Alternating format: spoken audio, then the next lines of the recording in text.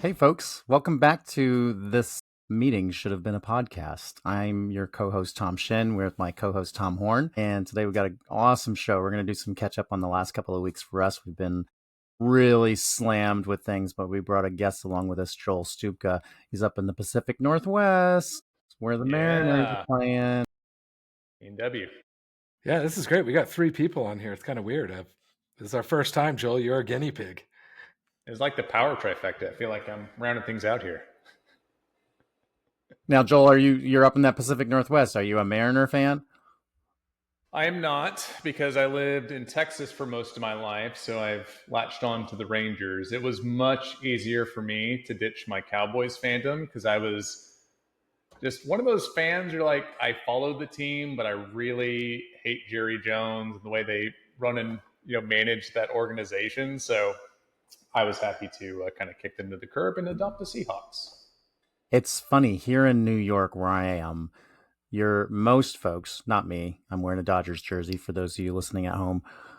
Most folks are Giants, Jets, Yankees, Mets fans. Now there's a Bills contingent that's grown, right? And people were talking about football, and they're saying, why are there so many Cowboys fans in New York State? I'm like, I haven't been able to figure it. They haven't won since like Michael Irvin, Troy Aikman, Emmitt Smith days, right?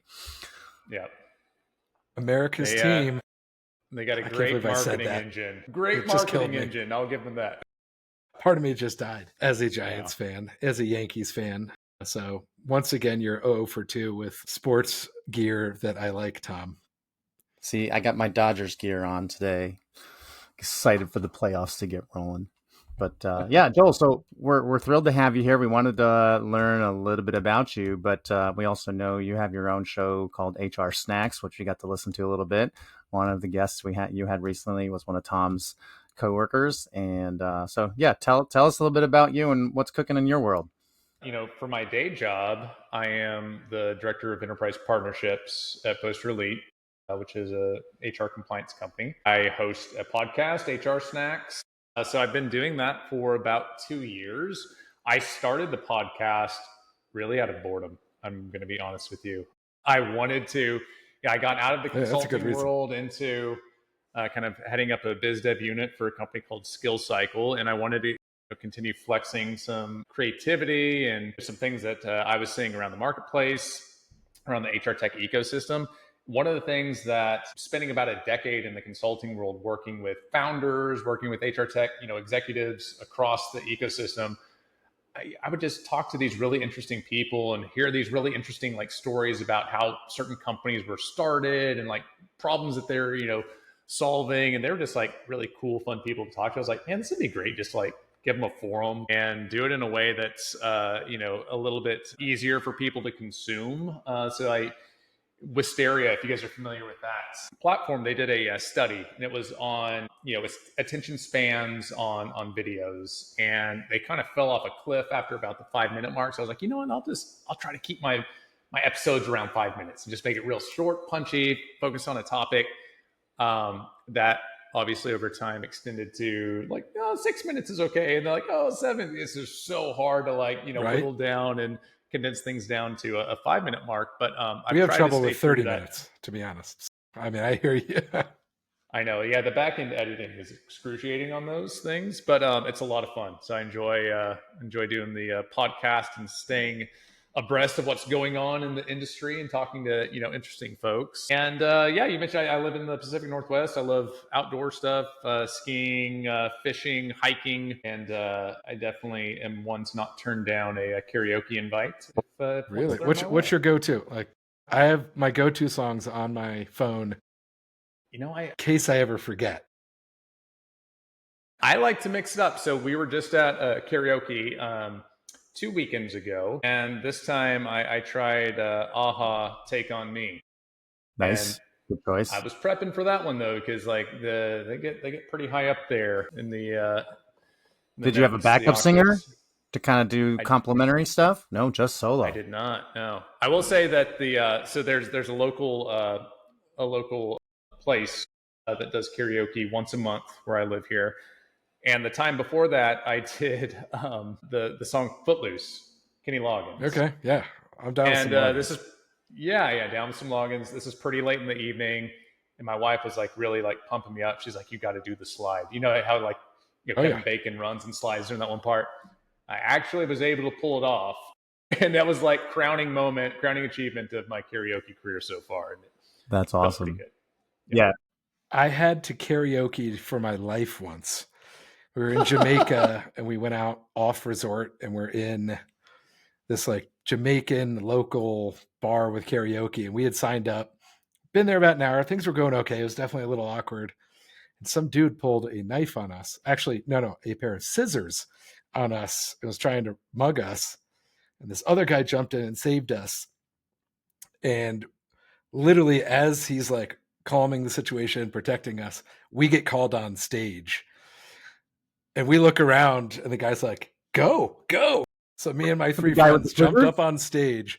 There's like 200 Jamaicans in this thing. And the second it started, we just let loose with I Feel Good by James Brown. Had the whole place That's raging awesome. by the end of it. And we had no more problems, hung out with that guy. Literally the next 5 days we were in Jamaica. But yeah, we were getting held up in a locals bar. And James Brown, thank you very much. You saved. Did you let him live the scissor piece down while you were doing it at the rest of the trip? Well, the guy that saved us, we never saw the scissor guy. The guy that saved us, his dad, I guess, used to be the sheriff of Ocho Rios and was very physical in his enforcement of the law. So he was a perfect guy to have befriend us on that trip. But that's my karaoke story. That one is way better than Kenny Loggins' Power Slide. I don't think Yeah. it's better, but it. We went on a cruise with some friends a year and a half, almost 2 years ago. We're going again in February. February. Anyway, the last time we said we need props. Why don't we have props? So the one friend, she buys us some inflatable air guitars, and so those are coming with us on this trip. Now, mind you, the two wives don't want to get on stage at all. Me, I'm a ham. I'll get on any. Give me the right song, I'll go. But you got to do your part. So we'll see how this one goes. It'll be Yeah, entertaining to find out. Speaking of doing your part, you were just on stage yesterday. Tell us where you're at, Yeah, Tom. a couple days ago. Yep. So I was just at our SHRM New York State conference. It's an annual show that we put on for the 15 chapters that we have here in New York State. I was going to say in the United States, in New York State. So busy last few days, and so I got to do a presentation to about 150 people. It was a pretty big packed room. I It's was a good really room. excited when they heard about that, but it was all about putting PIPs, performance improvement plans, in the ground. I think they're stupid. Most of the people agree with me, and most of what I said was like, why you keep beating your head against the wall and doing this?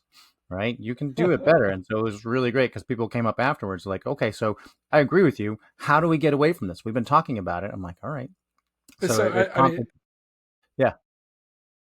that hits me like were they you might be able to answer, like, were they solely created just to save companies butts on a compliance piece so that they could Yeah. just not Yeah. get sued when they fired people? That's like the That's real purpose it. of them, right? That's it. It's to protect the organization, which I'm all for Yeah. protecting the organization, right? You don't want to run into things, and I have to be careful because the last episode I said right about 37 times. But what I pointed out to everyone is if somebody's gonna sue you, they're still gonna sue you. And if that's your only reason to do this, my whole line on that program, which I'm doing for another group in a couple of months, is to say leaders need training on how to deal with these people issues 3 months, 6 months, 9 months, a year ahead of that, because they Mhm. spot these red flags going off left and right and they don't do anything because they don't know how or they're uncomfortable. And so Yeah. we spent an hour talking about that. I pulled out the bongo drums, pulled out some Legos, pulled out the ukulele, had a little fun with it. Uh, yeah, it was So a hoot. is the remedy training of your managers to spot, identify, document without having to sit down and do a formal plan? Is that the remedy for a PIP? To get ahead of it, right? It's not going to get Exactly. rid of all of them, but if you start working with people when some of these bells go off and retrain them, the return on investment of that is going to be dramatically better. And the other side of this would be that folks that aren't going to make it are going to see it so much quicker. And they're going to, if you do it with grace and kindness, they're going to recognize this isn't the role for me. Help me find another role in the company. Help me find another role elsewhere. It's going to save people a lot of headaches. Not going to work universally, but from a percentage, if you're talking 80-20 rules, this is going to make people's lives so much better. And the managers are going to be happier and the teams are going to be happier. And HR, which was this audience, like you think about the time spent, if you've ever done these, HR goes back and forth and back and forth and back and forth. It's just, I asked them, I'm like, what would you do with your day? And they're like, anything else. So, I mean, that's why I'm in the HR space, because I was in hospitality running hotels and restaurants, and I didn't know how to document people or what to do with people that were not doing their jobs. So I partnered with HR so that I could learn how to like deal with all this stuff as an early manager, which literally carried all the way to where I'm at today. Like that's where it started, was how do I deal with these pips? Like how do I deal with this situation? And that's where I really became an ally of the HR folks directly over yeah, this topic. they hate it. They know that it's part of it. I was talking to an attorney that was also one of the volunteers, and he was like, "You don't like pips?" And well, he's not an attorney, but he went to law school and he knows a lot more. That sounds like an He's, attorney. but I understand that, right? From a compliance and just protection, you're going to have that angle. And again, I said it's not going to get rid of all of them, but if I can get rid of 9 out of 10 of them, I was surprised at the number of people. I asked folks how many people have saved their employee by doing this, and probably a good 40% of them still had their hands up, which I was a little shocked about because the stats are like 10 or 20% make it. But even if they do make it, they're burned. And my whole line in the sand was, these plans say improvement. It's not about improvement. It's how do I get you fired? Yeah, I love the proactive approach, and I was going to ask you guys anecdotally: have you ever seen a coworker or fellow employee that was able to pull out of a PIP once they were pulled into it? I personally have not. You have? I pulled myself out of a pip. Okay, man. Yeah. I mean, I came from the sales world. Like pips are like dime a dozen. Like you could be like President's Club one quarter, and the next quarter you're getting a pip because what have you done for me lately? you're lagging on goals. So yeah, I had one of those. So Yeah, I had several. I had one pull through. She eventually moved into another department. She could see the light, and it was one of those situations where it's sort of like you put yourself around the wrong people, they're going to pull you down. And so she recognized that, and she just created better habits. I was also in that. That's what I told on the show, on the presentation at the end of it. One of the case examples I described was me. And fortunately, my organization helped me find another role. I was ill-equipped for the role I was in. Partly my own fault. I take accountability for that now, but it was the best lesson I could have ever had because it knocked my big, giant, inflated ego down to where it should have been. So, but lots of folks just, they don't make it. We're tiptoeing on the compliance piece, not getting fired, not getting sued. I want to bring it back to Joel just for a minute, because you work at Poster Elite. Full disclosure, Poster Elite is a partner of ours at Harry. So Joel and I have worked together. We're going to talk a lot more kind of about our work together as we get into the HR tech, the big topic of the day. But I do want to give you a little platform. Talk to us about Poster Elite for a minute, what you're doing, where you're positioned, and honestly, like, why do you work there? Why do you like working there? We'll put you on the spot. All right. Yeah, no, this is great. So Poster Elite, what the company does, it's an HR compliance solution that is tailored and targeted for labor law poster compliance. So just for the general audience, every business that operates in the US that has at least one full-time employee is required, mandated by law, to provide notices, postings of all of the relevant labor laws for their employees. So there are labor laws at the federal level. At each state has their own unique set of labor laws, and then there's even local ones at like the county and city level, depending on your location. And you're required to have these big posters up at every worksite location that you have. So even if you operate in 5 different work sites across 3 different states, each one of those work sites has to have their own poster up, has to be accessible, and has to be visible by employees. So typically like a break room or a common area is where these things are hung. And if you have remote employees, or all employees in the state of New York are required to have digital access to these same labor law posters relevant to their location, not the company's location. It's like remote employees. If you work in Washington State, but your employer is in New York, you have to have the Washington State specific labor law notices provided to you. I mean, it sounds like the simplest thing ever, but that point there, like, oh, you have to have a poster, throw it up. But I mean, you start looking at all the companies that have multi-state, does it go county level?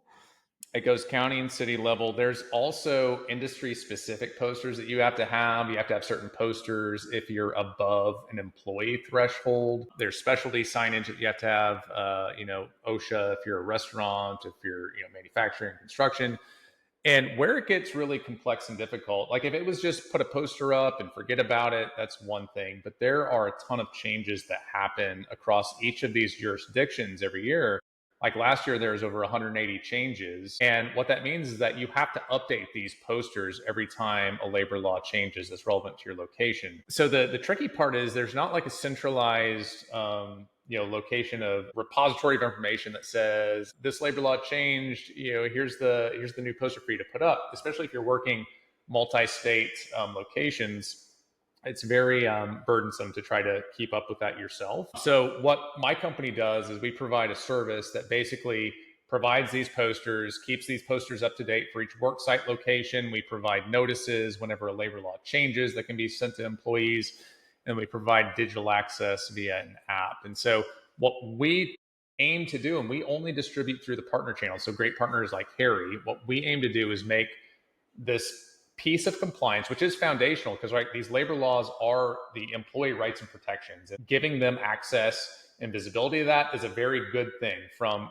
both an employee standpoint and an employer standpoint too. But what we aim to do is to make that as seamless and as easy and as turnkey as possible for employers, is to be able to turn on that type of service through their trusted HR providers. Companies like Harry, who they're getting, this great workforce management system through, be able to turn on that service very easily and have that integrated, into their platform where they don't have to go out and shop for posters on Amazon on their own and figure out when to update those.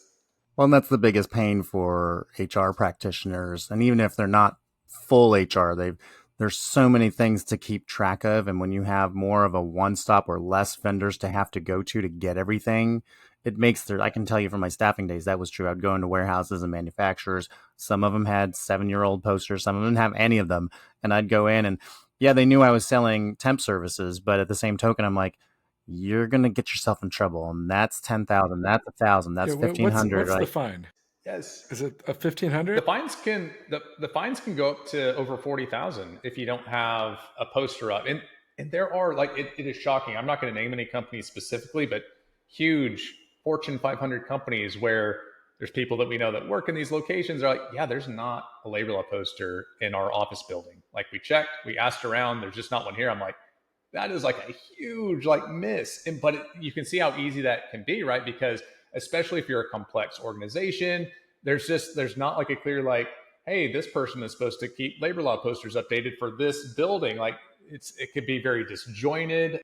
They might have multiple vendors that they're using. They might have some that are just printing them out and putting them up themselves. So it could be a mess. You have that guy in a pit. Those are always the fun.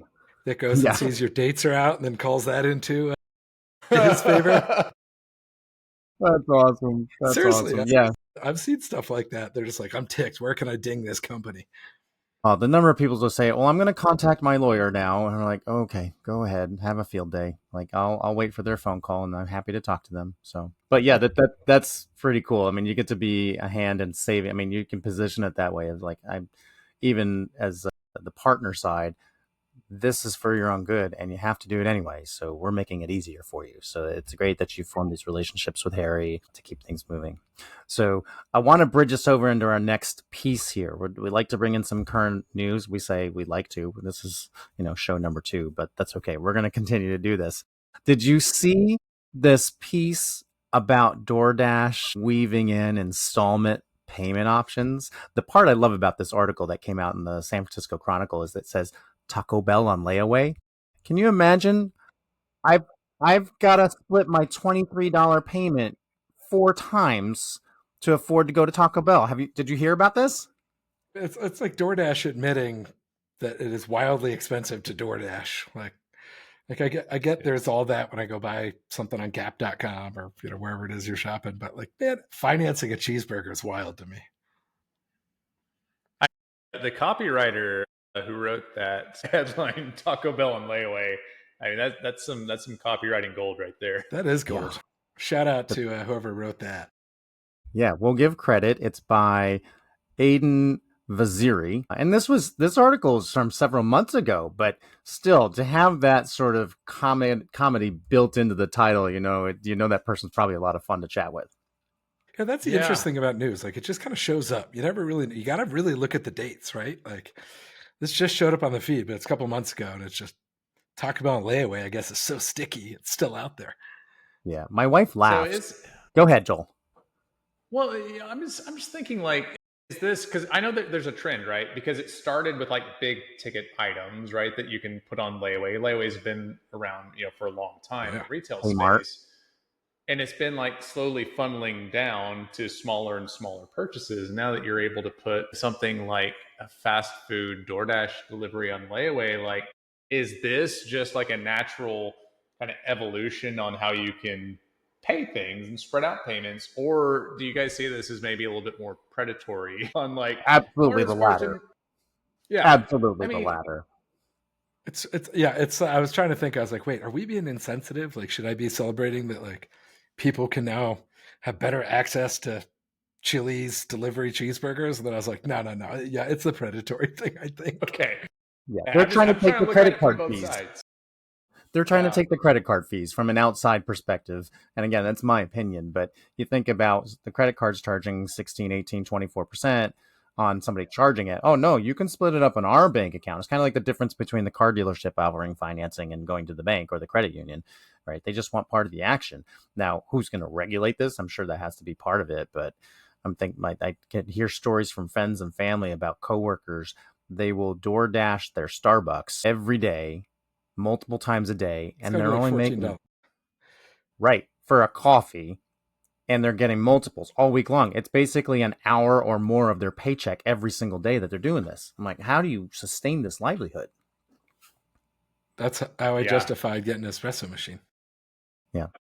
I want this expensive espresso machine. I'll just stop going out. Like that adds up. It's And like, pennies on the dollar. All right. All Well, right, I got we another. have. Yeah. Oh, Go sorry. ahead. No. I was gonna throw in this other segment that we caught wind of here. Um, have you heard of career catfishing? Did you see that? I love career and catfishing together on the same piece. That article's from Monster too, which has been about all. It's been around as long as layaway. I feel like. Seriously. I mean, what's career catfishing? I mean, I guess I know. Like, is that just companies lying to you about? Well, as they put it, I'm going to put this in quotes, so I have the career catfishing in air quotes, and this is from the article. It happens when either side of the hiring process presents a deceptive persona. For job seekers, this can mean exaggerated skills, education, or past responsibilities. For employers, it often looks like overselling company culture, benefits, and role expectations, and yada yada yada. But yeah, it's just basically we're lying to you to get you in the door. We're trying to sell you a Maserati, but really you're getting a Yugo. yeah, I think there's like to me there's probably a fine line in this, right? Because I think if you're going out there and you're looking for a job, you want to present the best version, the best story of your background and your history as possible. And there's a fine line, right? There's is anything cross the non-factual threshold? If it We does, know then people are going to embellish. They always do, right? You expect and that. On the company yes, side, like I don't know, like go back and look at your job descriptions. Like I don't feel like I've ever had a job description that actually yeah, made me understand what the job I was taking. You got to take the job, be in it a couple months, and then go, "Oh, this is the job I have now." Like I feel like that's just like talent acquisition, not even catfishing. yeah. And there's so many tools in communities to fact check companies now, right? With their culture and what it's actually like to work there. It seems like a little due diligence is probably required on both sides, right? To make sure that the transaction makes sense. I just wonder like if catfishing, if actually on the company side is related to, like Tom mentioned, like an actual like shift in the actual role that you take on at that company, your responsibilities, or oh no, your job actually is this plus this other, whole, job that we're going to tack on to what you're doing. I wonder if that's probably the fine line on the job site too, right? Yeah, you take some creative liberties where the person who's writing the job description is probably the recruiter. Sometimes it's coming out of a file cabinet from 20 years ago. That's always fun. But they're trying to make it just a little snazzier to stand out on Indeed or LinkedIn or in this case Monster. But it's always blows my mind at the lack of creativity. I always argued that people should do video job descriptions so you can show them a short clip. Here's the office environment. Here's some, you can like chop the heads off in the video, but show me where I'm going to be working. Give me an idea of the projects I'm going to be working on. Or if I'm going to be in manufacturing, what does the manufacturing floor look like? Is it dirty and gross? Or, hey, we got a really clean new machine line. You're going to be excited about working here, sort of thing.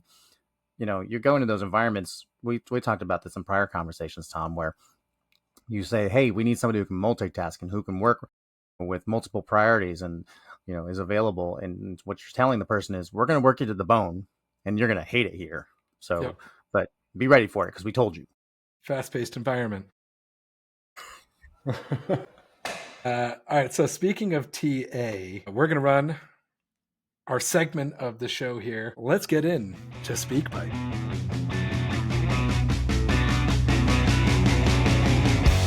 love that intro. Thank you, Break Signals, for your music. It's Wood Cellar by Break Signals. Let's listen to a SpeakPipe that one of our listeners dropped into us. The worst meeting of my career was wholeheartedly the first day of one of my first jobs.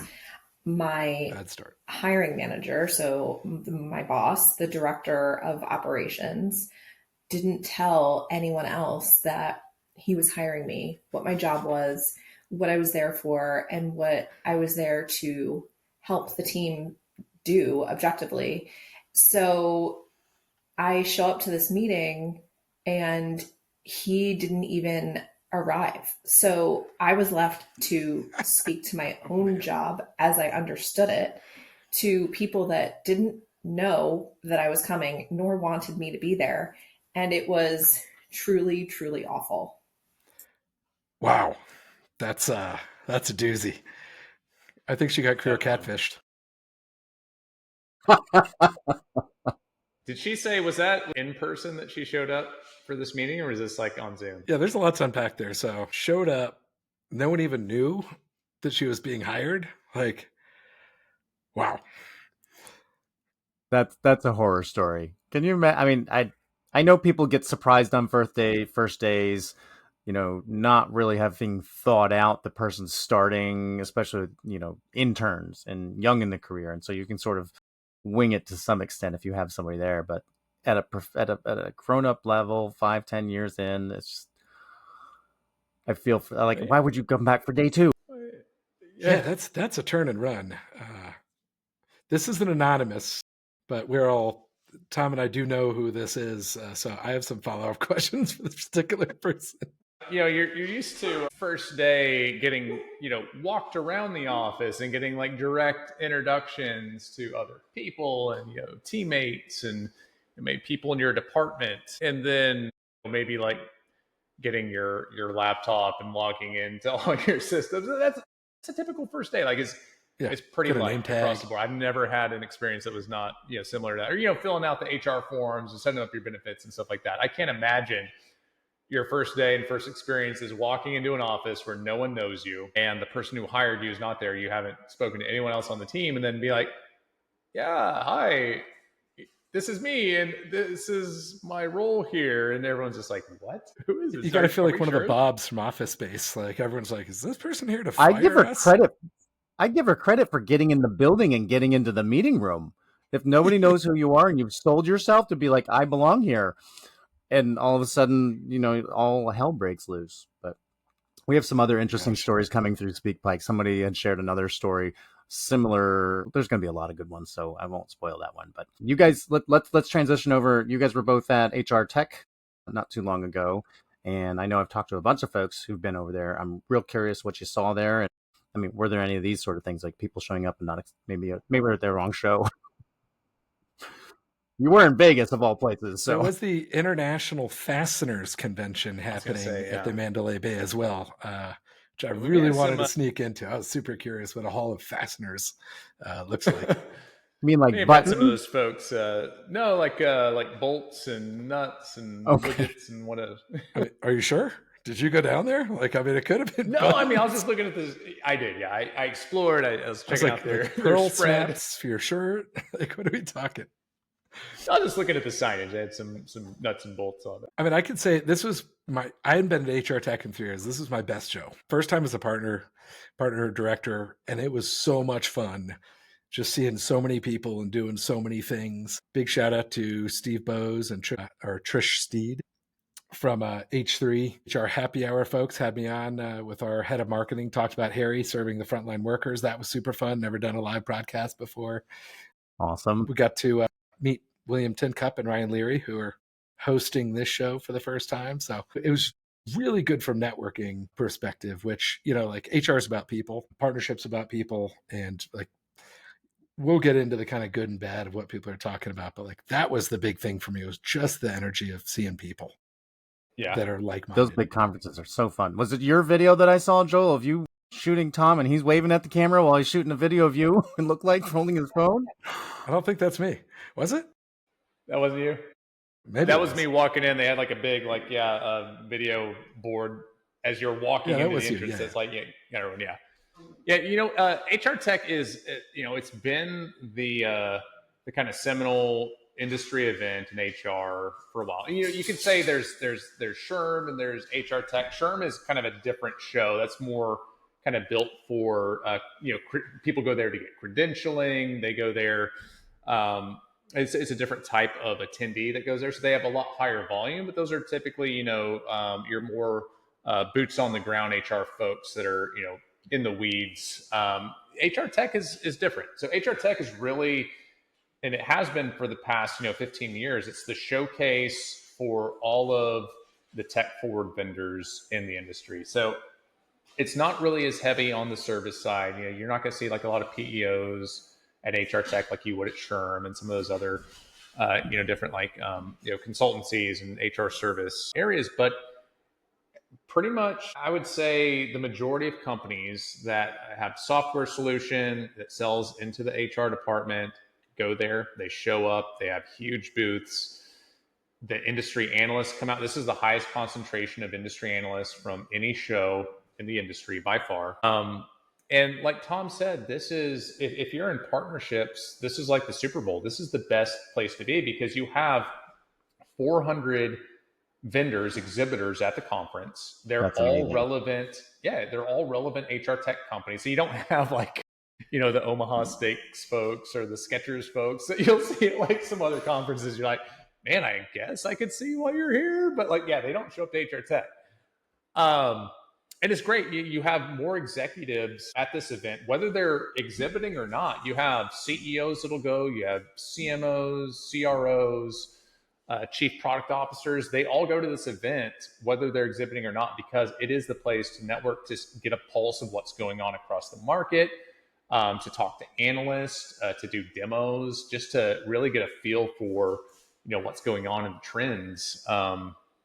And that has continued to be the case. In fact, I will say this year's show was actually more robust and there's better energy than last year's show. I feel like HR Tech that's good to hear. Took a little bit of a dip after the pandemic. And I mean, that's understandable, right? I think all conferences took a huge hit and they were just, trying to claw their way back. They did sell the conference to a different group a couple of years back, and now I feel like they're getting the wheels back on the track. This conference seemed good. The energy was great. That seems to echo what Tom was telling me just in brief. I don't know if it was text or we talked about it, but more along the lines of higher quality conversation and less volume. Yeah. Joel and I solved one of our problems at a happy hour hosted by one of the big vendors. We've been working on solving this issue for a bit, and there was definitely a lot of groundwork, but I consider the issue resolved over a beer with Joel at around 11:30 somewhere Mandalay Bay. So what are the reasons why you were top of mind for like, let's get Joel on to talk about the show? Because we handled some business there.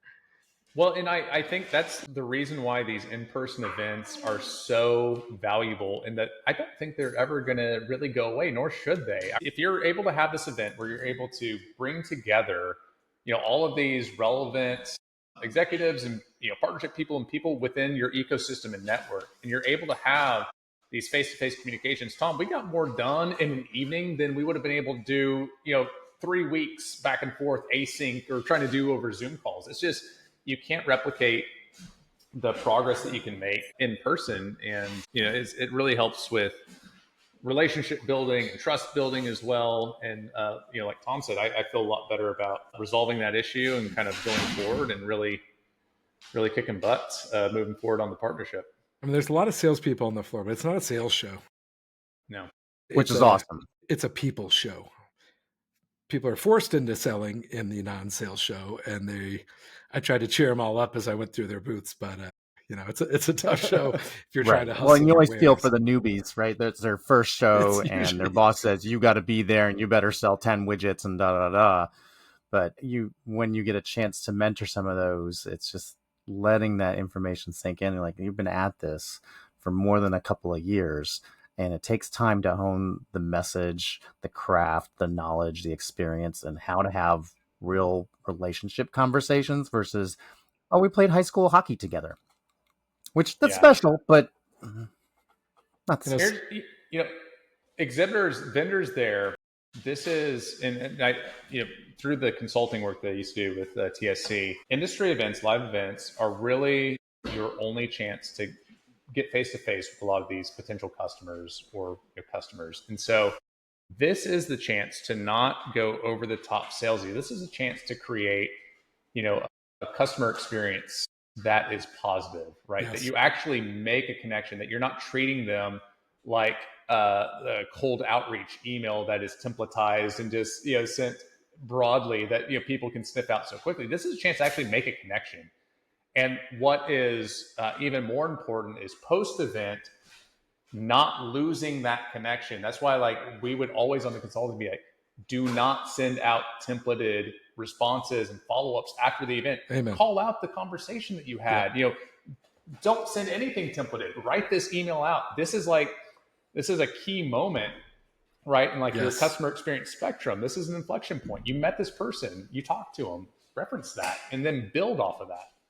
Well, at the end of the day, those strong relationships clear the air of, I got a job. I have to sell. That's part of my role. I want to just give you the information so you can buy instead of me sell. And if you can get to that relationship point where they feel like they can control the narrative a bit more, they're a lot more comfortable and open to having a conversation because they don't feel like, well, I don't want the blue one. Yeah. You never want to lean into features and functionality too much, right? You're at the end of the day, you're solving problems, right? And how can you solve their problem as an employee, their company problem? How can you, help them look good in the process and prove ROI at the end of the day? So all those things are super critical. So I imagine AI came up. Go ahead. I'll jump into the AI after that. You said AI. You go first. Yeah, no, I'm curious because obviously it's a tech conference. AI is everywhere. Everybody, like we saw even at the conference, AI this, AI that, not gobs and gobs, but historically it just kind of weaves in. How do you weave this into the legal world? How do you leave it? But I'm real curious how heavy that piece was, given what you just said. Since you don't really have to sell it, it's just sort of how do we play along in this space? So what did you see on that front? Well, Harry launched our agentic AI within our platform, so we are fully into that conversation. But AI was pretty much everywhere. Now, to varying degrees. I actually have something from Nicole Roberts that she wrote up from 360 Insights. The narrative of how agentic AI is going to save on headcount and revolutionize your business. HR tech has never been and never will be a panacea. It reminds me of the old conversation we used to have about the difference between orgs who use technology to enhance experience and connection versus those who use it to further separate people from the business. So that was her kind of what she took out of it from her summary. And I thought that was really, really sharp. Now, for us layman term folks, I'm familiar with narrative AI. Explain for everybody else what agentic AI is. Joel, you want that or you want me to do that? Yeah, so agentic is AI systems that are basically completing tasks on their own, right? With oversight, or there are some companies experimenting with taking the hands off the wheel and letting them drive full completed tasks. So an example of agentic, and this was Matthew Shannon from Deloitte gave me this example. I thought it was really cool. So say you, part of your job, you're traveling, you're collecting receipts for all of, your expenses. And then you have to come back and you have to fill out this big, arduous, expense form and, fill it in for, turn that in for reimbursement or whatever. An agentic tool could collect all of those receipts. If you take pictures on your phone, you can train this agentic AI tool to go in, collect those receipts, format them, document them in the correct way, turn that over to the correct person for approval, and then route funds back into your bank account that are approved. So that would be an example. They just completely take that off your plate. And it can be powered by generative AI or large language models. So generative AI, your chat GPTs, you put a question in, question comes back out. But when you're talking agentic and in the Harry example, we have all this data, we have all this scheduling information coming through, and our AI goes through and says, Tom, do you realize you have 3 people that are about to be in compliance failure? Or you're building out this schedule. We've already gone through it and checked it for you. You got 3 people that are about to work 6 days in a row. Or you've got somebody of school age. You have to respect their school schedule. 3-hour max, schedule. right? So yep. The agent, it's like having your best employee in there. And what's great about it is if you're doing it right, it doesn't replace your best employee. It's like your sidekick of your best employee. It makes you faster and better at things. Faster. Exactly. Yeah. That's the goal. Yeah. What I saw this year as opposed to the previous 2 years where everyone was just talking about AI. I'm like, yeah, is this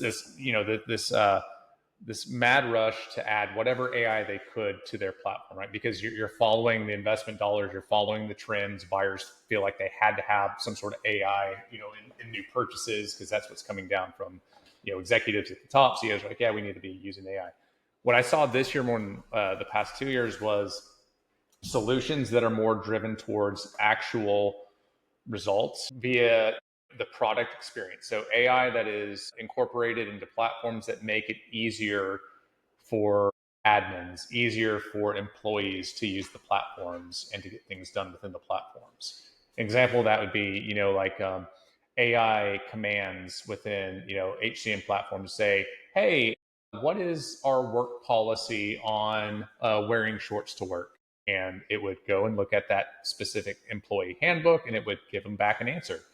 And then if they had drill-ins, they can do that. But from a product experience standpoint, I saw a lot of more solutions kind of geared towards that. But also, like Tom said, like on the analysis and how can we either make employees more productive or use AI to drive insights proactively to the organization so that we can then use that information to, make talent decisions, make,